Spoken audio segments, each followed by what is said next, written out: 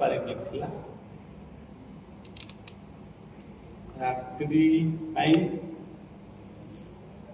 ସେଥିପାଇଁ ସେ ଅଧ ବାଟରେ ପୁଣି ସକାଳ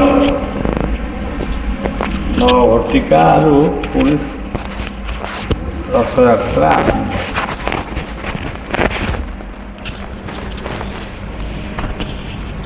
ତେବେ ଆମେ ରଥଯାତ୍ରା ଏଇ କଥାଟାକୁ ଆମେ ଭାବୁଛୁ ରଥଯାତ୍ରା ମାନେ ଗୋଟେ ଦଉଡ଼ି ଧରି ରଥକୁ ଟାଣି ଆମେ ଟାଣି ଟାଣି ନେଇକିରି ଯିବୁ, ପୁଣି ଟାଣି ଟାଣି ନେଇକିରି ଆସିବୁ। ଠାକୁର 5-7 ଦିନ ଗୁଣ୍ଡିଚା ମନ୍ଦିରରେ ପୂଜା ପାଇବେ। ଏଇ ହେଉଛି ମୋଟାମୋଟି କଥା। ଆଉ ତା ଭିତରେ ଛୋଟ ବଡ଼ ଅନେକ ନୀତିକାନ୍ତି ସବୁ ରହିଛି। କିନ୍ତୁ ଗୋଟିଏ କଥା ଆମକୁ ମନେ ରଖିବାକୁ ପଡ଼ିବ,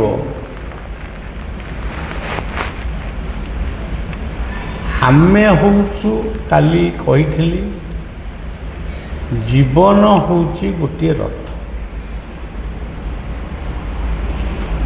ପ୍ରତ୍ୟେକ ଜୀବନ ହେଉଛି 3 ଗୋଟି ରଥର ପ୍ରତୀକ। ପ୍ରତ୍ୟେକ ଜୀବନ ଏଇ ଯେଉଁ 3 ଗୋଟି ରଥ ପ୍ରତ୍ୟେକ ଜୀବନ ଭିତରେ ରହିଛି, ଏହା ଆମେ କିଭଳି ଭାବରେ ପ୍ରମାଣ କରିବା ବା ତାକୁ ଆମେ କେମିତି ବୁଝିବା। ଜୀବନଟି ଥରେ ମାତୃଗର୍ଭରୁ ଧରିତ୍ରୀ ଗର୍ଭକୁ ଆସେ। ସେଇଦିନ ଠାରୁ ତାର ଜୀବନର ଶେଷ ଦିନ ପର୍ଯ୍ୟନ୍ତ ଯେତିକି ଦିନ ସେ ସଂସାରରେ ରହିବ, ସେତିକି ଦିନ ପର୍ଯ୍ୟନ୍ତ ସିଏ 3ଟି ରଥକୁ ନେଇ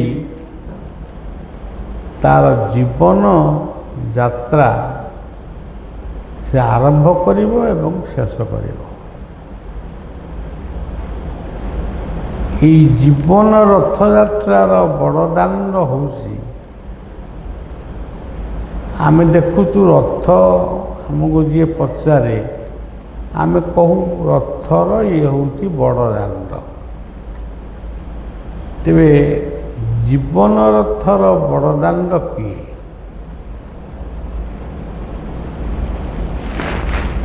ତ୍ରିତାପ ଦଳନେ ତ୍ରିରଥ ଚାଲଇ, ଏ ସଂସାର ବଡ଼ ଦାଣ୍ଡ ଯେ ଅଟଇ।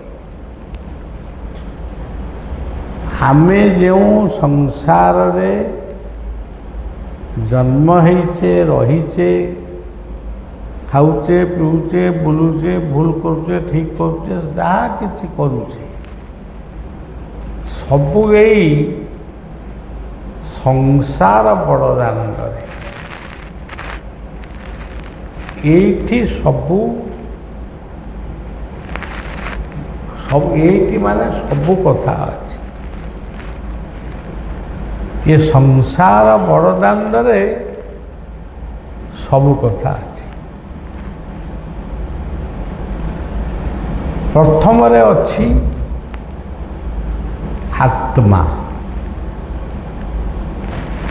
ଏହା ହେଉଛି ଗୋଟିଏ ରଥ। ତାପରେ ଅଛି ଆଉ ଗୋଟିଏ ରଥ। ଆମେ ଇଏ ଜୀବନ ରଥକୁ ପାଇ ବା ଏକ ସୁନ୍ଦର ରଥଟିଏ ପାଇ ବା ନୂଆ ରଥଟିଏ ପାଇ ଆମେ ୟାକୁ ଠିକ୍ ଭାବରେ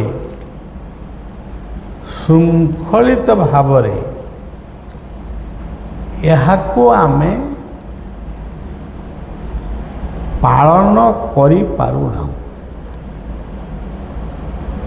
ଯେହେତୁ ଆମେ ପାଳନ କରୁନୁ, ନୀତି ନିୟମ ନିଷ୍ଠା ସଦାଚାର ବ୍ୟବହାର ଶୃଙ୍ଖଳା ଖାଦ୍ୟପେୟ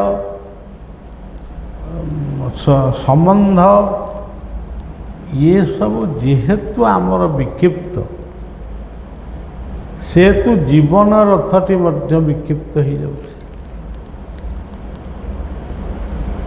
ତେଣୁ ଜୀବନ ରଥକୁ ଶୃଙ୍ଖଳିତ କରିବାକୁ ହେଲେ ସେଇ ରଥଟି ପୁଣି ନନ୍ଦିଘୋଷରେ ପରିଣତ ହେବ ବା ସେଇ ଜୀବନଟା ନନ୍ଦିଘୋଷ ରଥର ସମକକ୍ଷ। ତେଣୁ ନନ୍ଦୀ କ'ଣ? ନନ୍ଦୀ କହିଲେ ଆନନ୍ଦ, ଗୋଟେ ଭଲ ଖୁସିର କଥା। ଘୋଷ ହେଉଛି ଜୀବନର ବିଜୟ। ଆମେ ଯେତେ କାର୍ଯ୍ୟ ଜୀବନରେ କରୁ, ସବୁ କାର୍ଯ୍ୟରେ ଆମେ ସଫଳ ହୋଇପାରୁନା। ସଫଳ ବେଳେ ଯେଉଁ ଆନନ୍ଦ ପାଉ, ବିଫଳ ବେଳେ ସେ ଆନନ୍ଦ ଆପେ ଆପେ ଆମଠାରୁ ଦୂରେଇ ଯାଏ। ତେଣୁ ଜୀବନ ହେଉଛି ପ୍ରକୃତରେ ନନ୍ଦିଘୋଷ। ଏଇ ନନ୍ଦିଘୋଷ ରଥ ଭିତରେ ପୂଜା ପାଉଛନ୍ତି ଆତ୍ମା ସ୍ୱରୂପୀ ଜଗନ୍ନାଥ। ଯେଉଁମାନେ ଜୀବନରେ ଧନ ସମ୍ପତ୍ତି ତାଙ୍କର ସବୁ ଅଛି। ଆଚ୍ଛା, ଧନ ସମ୍ପତ୍ତି ଯେଉଁ ଟଙ୍କା ପଇସାକୁ ନେଇକରି ଆମେ ଯେଉଁ ଧନ ସମ୍ପତ୍ତିର ହିସାବ କରୁ, ସେ ଗୋଟେ ଭୁଲ ଗଣନା। ମୋର ଏତେ ବାକି ସମ୍ପତ୍ତି, ମୋର ଏତେ କୋଟି ଟଙ୍କା ବ୍ୟାଙ୍କରେ ରଖିଛି, ଏତେ କୋଟି ଟଙ୍କା ସୁଧ ଦେଇଛି, ଏଇ ଯେଉଁ ପରିକଳ୍ପନା ଆମେ କରୁ, ଏଇଟା ଗୋଟେ ଆମ ଜୀବନର, ଏଇଟା ପ୍ରକୃତରେ ନନ୍ଦିଘୋଷ ରଥର କାର୍ଯ୍ୟ ନୁହେଁ। ନନ୍ଦିଘୋଷ ରଥର କାର୍ଯ୍ୟ ହେଉଛି ତାର ଯେତେ ବଡ଼ ବଡ଼ କଥା ବା ଆମେ ଶାସ୍ତ୍ର ପଢ଼ିଲେ ବହୁତ କଥା ଆସିବ। ଧରନ୍ତୁ, ଭଗବାନ ମର୍ଯ୍ୟାଦା ପୁରୁଷୋତ୍ତମ ରାମଙ୍କର ଉଦାହରଣ ଆମେ ସବୁବେଳେ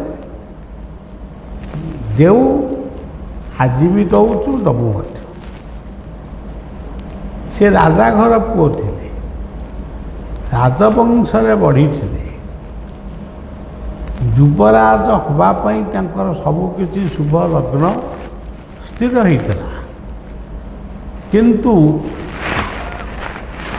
ଗୋଟେ ଚକ୍ରାନ୍ତ ବା କୂଟ ଚକ୍ରାନ୍ତ ଏମିତି ଭାବରେ ହଠାତ୍ ପ୍ରବେଶ କଲା, ଯିଏ ରାଜସିଂହାସନରେ କାଲି ବସିଥାନ୍ତେ, ଆସନ୍ତାକାଲି ବସିଥାନ୍ତେ, ସେଇ ରାମ ଆଜି ଗଲେ ଜଙ୍ଗଲ। ସେ ଜଙ୍ଗଲରେ କ'ଣ ଖଟ ଥିଲା ଶୋଇବା ପାଇଁ? ଖଟ, ପଲଙ୍କ, ବାସନ ଆଉ ଭଲ ଭଲ ଖାଦ୍ୟ ଯାହା ଅଯୋଧ୍ୟା ରାଜବାଟୀରେ ଖାଉଥିଲେ, ଭଲ ଭଲ ଜିନିଷ ଖାଉଥିଲେ। ସିଏ ଖାଦ୍ୟପେୟ, ପୁଣି ପୋଷାକ ପରିଚ୍ଛଦ,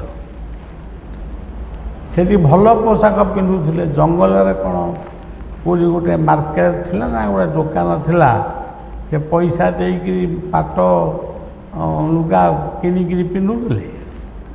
ପୁଣି ଜଣେ ନୁହଁ 3 ଜଣ।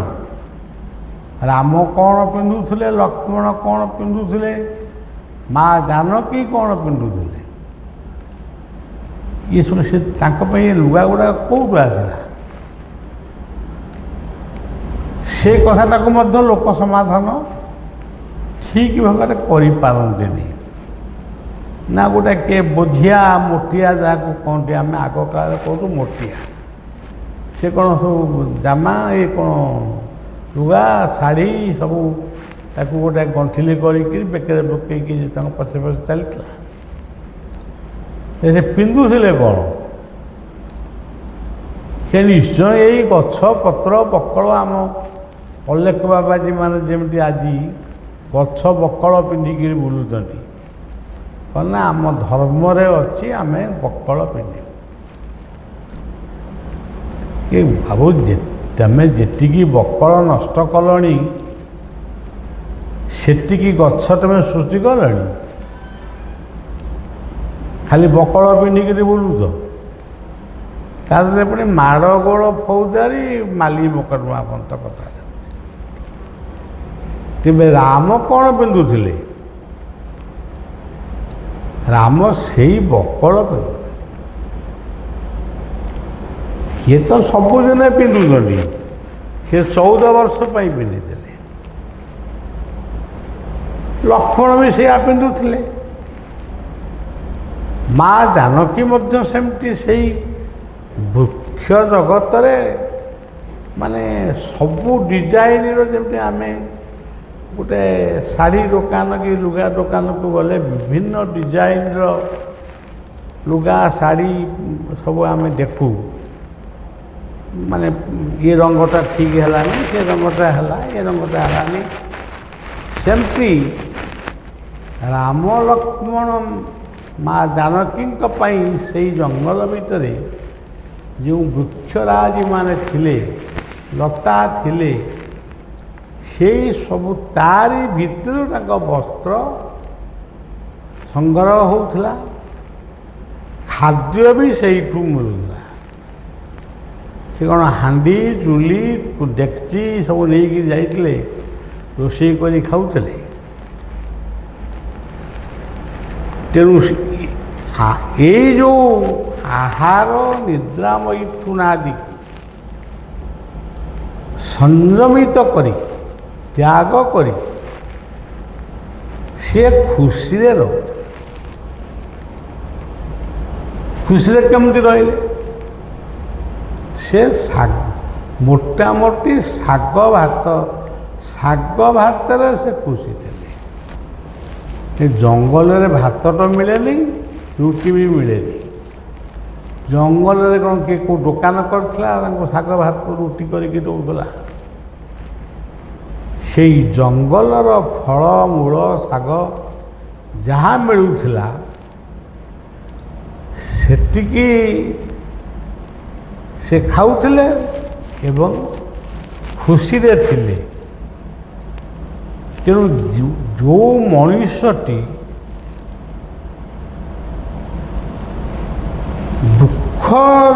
ଦୁଃଖରେ ସୁଖରେ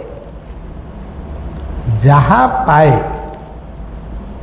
ସେତିକିରେ ଖୁସି ରୁହେ, ସେଇ ଲୋକଟିର ରଥ ହେଉଛି ନନ୍ଦିଘୋଷ। ତାର ଦୁଃଖ ନାହିଁ। ଆଉ ଆଜି ଯାହା ପାଇଲା ଖାଇଲା, କାଲିକି ନ ମିଳିଲା ଉପାସ ରହିଲା।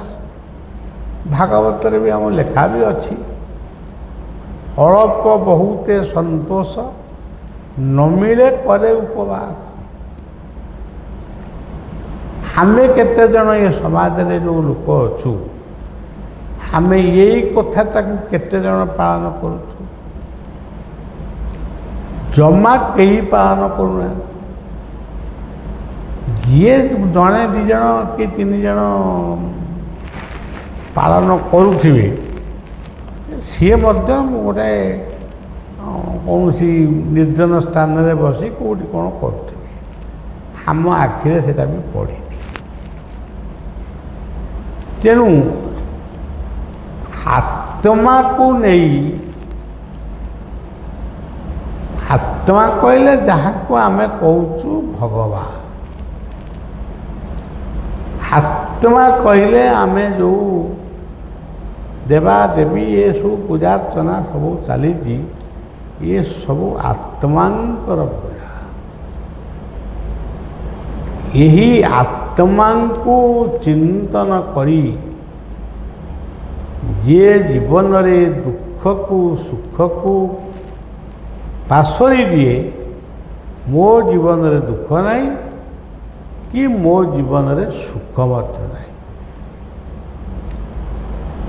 ମୁଁ ବଞ୍ଚିଛି ବଞ୍ଚିବି, ଯାହା ମୋତେ ମିଳିବ ମୁଁ ସେତିକିରେ ସନ୍ତୋଷ ରହିବି। ସେ ଗୋଟିକ ହେଉଛି ନନ୍ଦିଘୋଷ ରଥ ବା ସେଇ ଜୀବନଟି ହେଉଛି ନନ୍ଦିଘୋଷ ଜୀବନ। ତାପରେ ଇଏ ତିନୋଟି ରଥ ଆମ ଭିତରେ ଅଛି। ପ୍ରଥମ ରଥଟି ହେଲା ନନ୍ଦିଘୋଷ, ଦ୍ୱିତୀୟ ରଥଟି ହେଲା ଦର୍ପଦଳନ। ଇଏ ଦ୍ୱିତୀୟ ରଥଟି ଦର୍ପଦଳନ, ଇଏ ପୁଣି କ'ଣ? ଦେଖନ୍ତୁ, ସବୁଯାକ ଗଣ୍ଡଗୋଳ ଇଏ ଦୁନିଆରେ ଆଶ୍ରମ ଠାରୁ ଯେଉଁ ପର୍ଯ୍ୟନ୍ତ ତୁମେ ଯାଉଛ ଯାଅ, ଆଜି ସବୁ ଗଣ୍ଡଗୋଳ କରୁଛି କିଏ?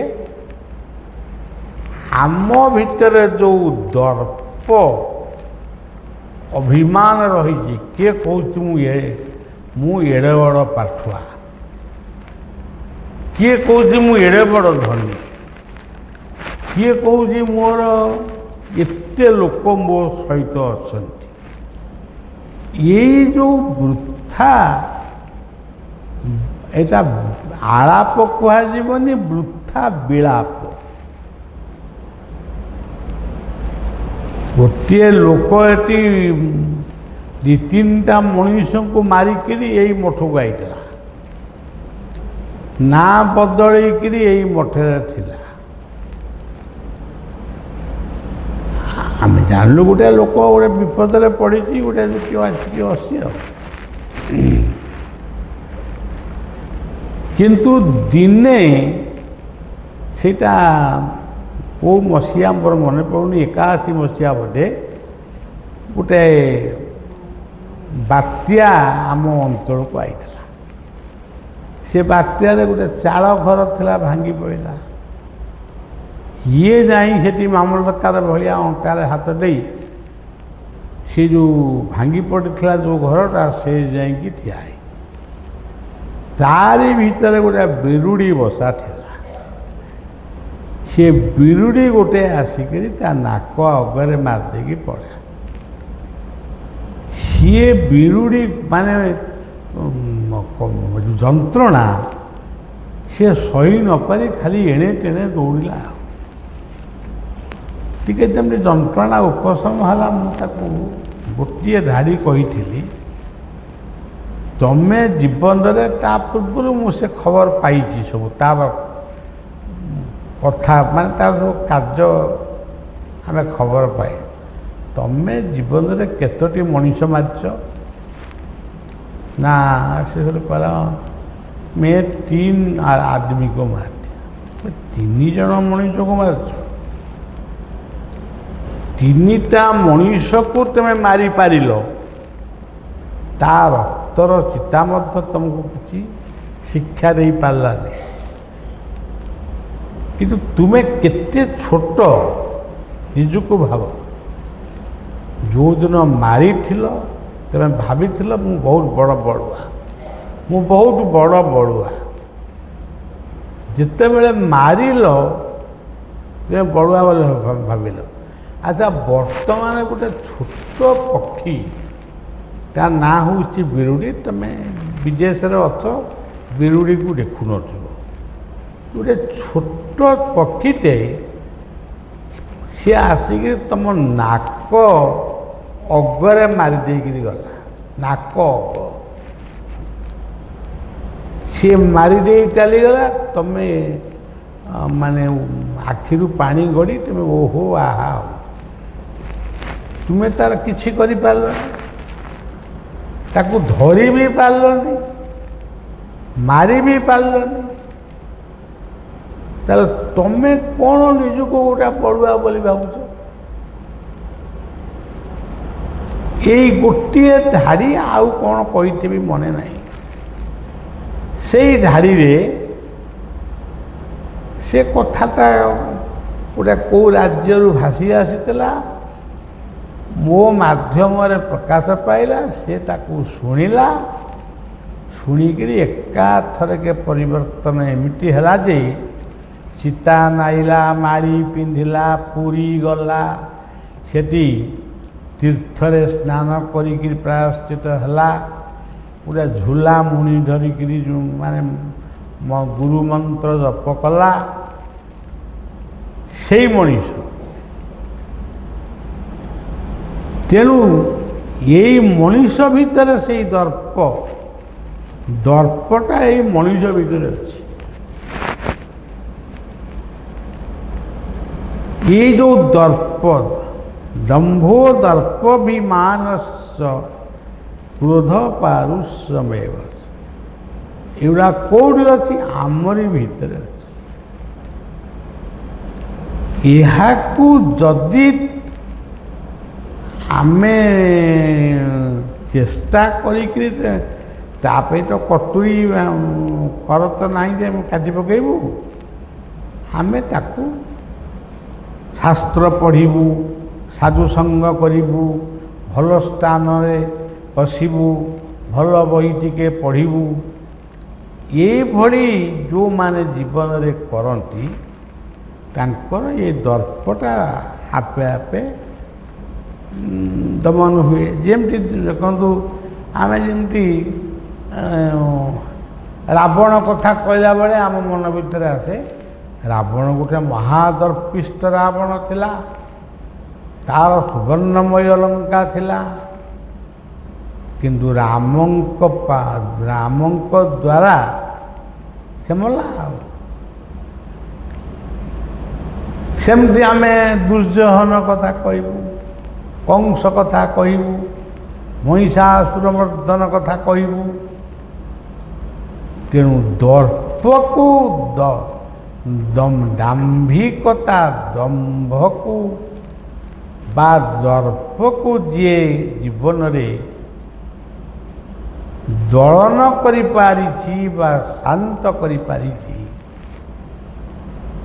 सेई जीवन रथतिर ना होछि दर्प दलन ये नंदीघोष रथ गले दर्प दलन गले तापर आउ गोटे रथ अच्छी सीटा आगे चले गोटे गोटे एपट सेपट हो गला सी हूँ बलभद्र रथ जो रथर ना हूँ ब्रह्म तालध्वज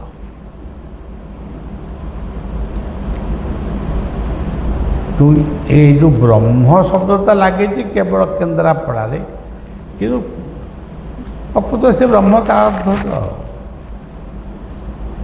तेणु ये शब्दटी आमको कौन शिखौ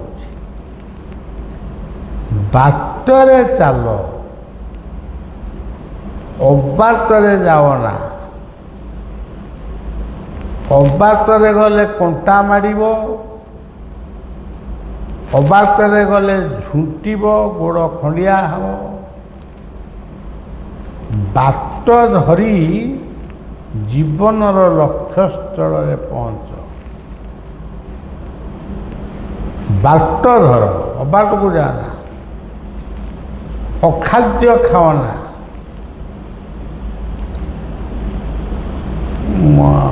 अपेय पान करना जोड़ा मनुष्यर मन को गोलमाला कर खाद्य पेय को वर्जन कर एमिटी पोशाक पिंध तुमको लोक देखिए भद्र लोक बोली कहे तेणु ଜୀବନର ସବୁ କିଛି ବ୍ୟବହାର ଶୃଙ୍ଖଳିତ ହେବା ଦରକାର। ଯଦି ନ ହୁଏ ତାହେଲେ ତମକୁ କେହି ଜୀବନରେ ଆଦର କରିବେନି, ତମକୁ ଡରିବେ। ଏ ଲୋକଟା ହାତରେ କାଳେ ଛୁରୀ ଥିବ ଆମକୁ ମାରିଦେବ।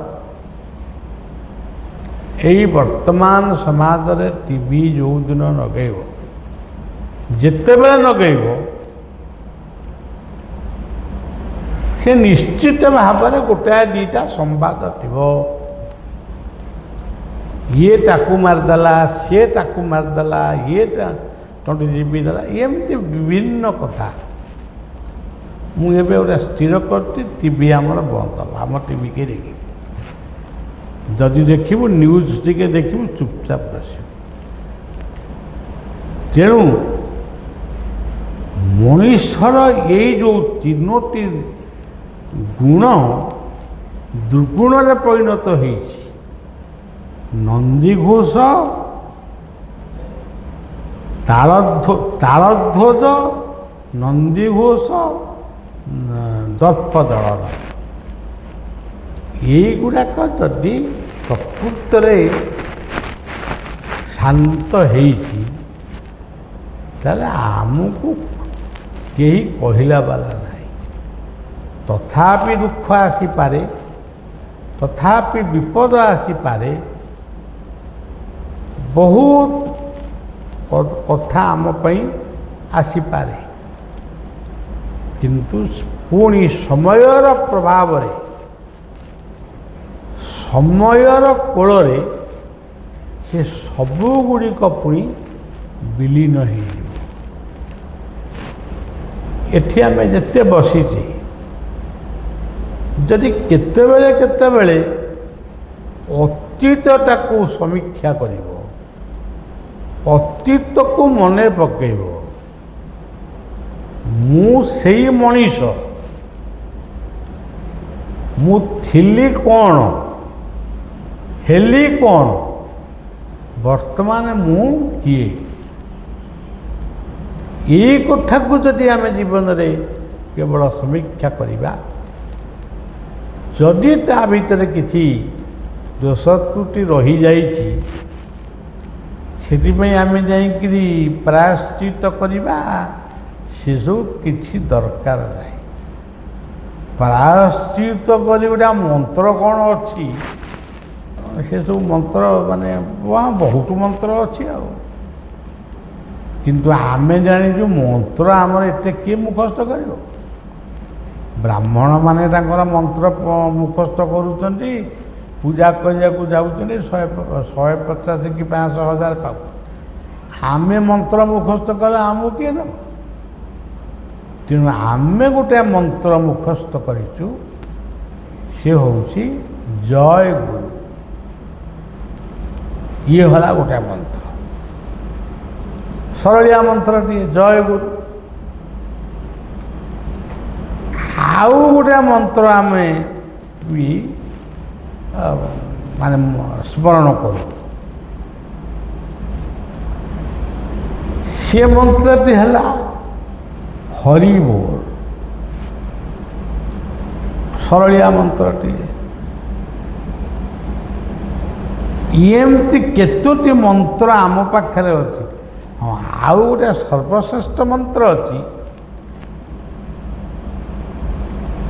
ଅପବିତ୍ର ପବିତ୍ର ବା ସର୍ବାଙ୍ଗ ବସ୍ତୁଗତ ପିବା ଯ ସ୍ମରତେ ପୁଣ୍ଡରୀକାକ୍ଷଂ ତୟ ସୂଚି ଗୋଟେ ଭୁଲଭାଲ ହେଇଯାଉଛି।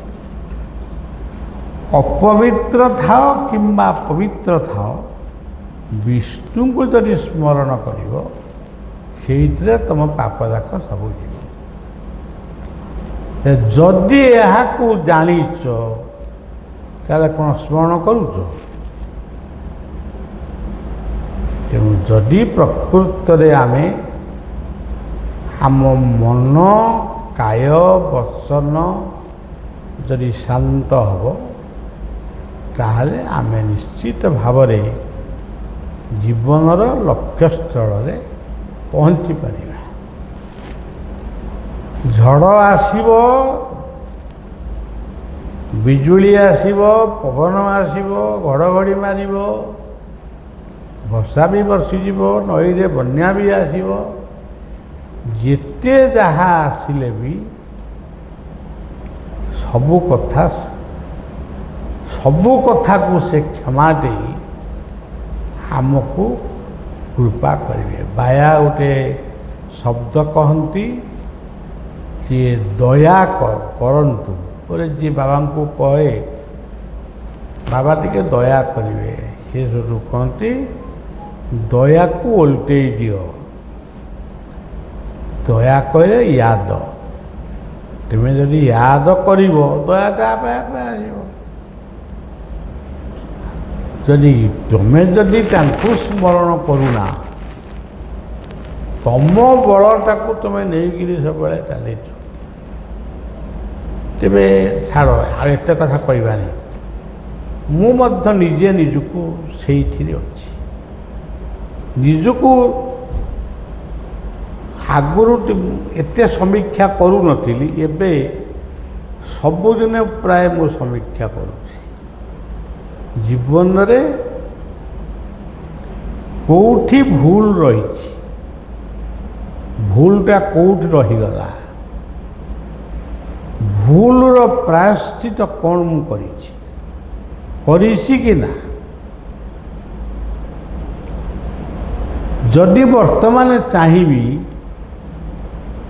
ସେଇ ପ୍ରାୟଶ୍ଚିତଟା ମୁଁ କରିପାରିବି କି ନା। ଯଦି ଏଇ କଥା ତିନୋଟି କଥା ମୁଁ ଭାବୁଛି ଏବଂ ମନେ ମନେ କେତେକ ସଂକଳ୍ପ ବି ନେଉଛି। କାରଣ ଜୀବନର ସୂର୍ଯ୍ୟୋଦୟ ପୂର୍ବାହ୍ନ ଚାଲିଯାଇଛି। ସୂର୍ଯ୍ୟ ଉଦୟର ସମୟକୁ ପୂର୍ବାହ୍ନ କୁହାଯାଏ, ସେ ଚାଲିଗଲା। ଜୀବନର ମଧ୍ୟାହ୍ନ ସମୟ ହେଉଛି ଏଇ ଯେଉଁ ଯୁବକ ଅବସ୍ଥା, ଯେଉଁ ସମୟ ମୋ ପାଇଁ ବି ଆସିଥିଲା। ମୁଁ ସେତେବେଳେ ମଧ୍ୟ ଏଇ ମାନବ ସମାଜରେ ମୋ କ୍ଷେତ୍ରରେ ମୁଁ ସେଠି ମଧ୍ୟ ପଶୁରାମ ଭଳି କାମ କରୁଥିଲି। ତାହେଲେ ଜୀବନର ପୂର୍ବାହ୍ନ ଗଲା, ମଧ୍ୟାହ୍ନ ଗଲା, ବର୍ତ୍ତମାନ ଆମ ଜୀବନର କ'ଣ ଆଇଛି? ଅପରାହ୍ନ ଆଇଛି। ଏଇ ଅପରାହ୍ନ ହେଉଛି ସମୀକ୍ଷାର ଦିନ। ତାପରେ କ'ଣ ଆସିବ? ସନ୍ଧ୍ୟା। ତାପରେ କ'ଣ ଆସିବ? ରାତି। ଆଉ ତେଣୁ ଇଏ ସନ୍ଧ୍ୟା ରାତି ଆସିବା ପୂର୍ବରୁ ଜୀବନକୁ ସମୀକ୍ଷା କର। ଭୁଲ ହଉ, ଆମେ ଠାକୁରଙ୍କୁ ଆମେ କହିଦେବାନି, ବଡ଼ ପାଟିରେ କହିଦେବା, ଛୋଟ ପାଟିରେ କାହିଁ କହିବା?